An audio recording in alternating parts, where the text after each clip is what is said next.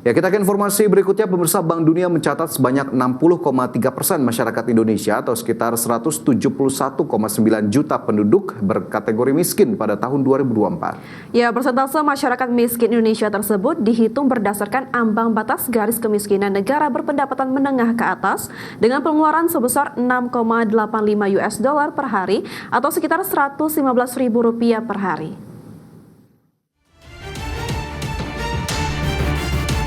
Bank Dunia mencatat sebanyak 60,3% masyarakat Indonesia atau sekitar 171,9 juta penduduk Indonesia berkategori miskin pada 2024 jika dihitung berdasarkan ambang batas garis kemiskinan negara berpendapatan menengah ke atas.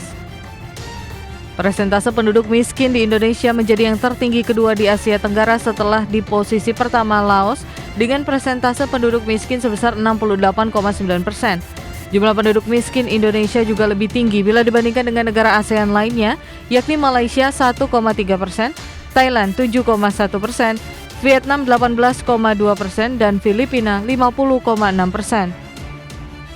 Meski demikian, Bank Dunia memperkirakan angka kemiskinan di Indonesia akan menurun menjadi 58,7% pada 2025, turun menjadi 57,2% pada 2026, dan turun menjadi 55,5% pada 2027. Proyeksi menurunnya jumlah penduduk miskin tersebut jika Indonesia berhasil mendorong pertumbuhan ekonomi hingga setidaknya 6%. Mengutip laporan Macro Poverty Outlook edisi 10 April 2025, Bank Dunia mengkategorikan Indonesia telah mencapai status negara berpendapatan menengah ke atas pada 2023 dan bertujuan untuk mencapai status berpendapatan tinggi pada tahun 2045.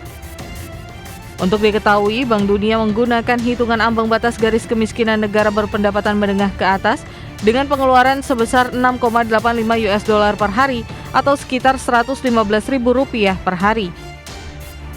Di sisi lain, Bank Dunia juga mencatat angka kemiskinan Indonesia hanya mencapai 16,6% pada 2024 apabila dilihat berdasarkan ambang batas garis kemiskinan negara berpendapatan menengah ke bawah. Persentase tersebut setara dengan 44,4 juta penduduk. Jakarta, Tim Liputan IDX Channel.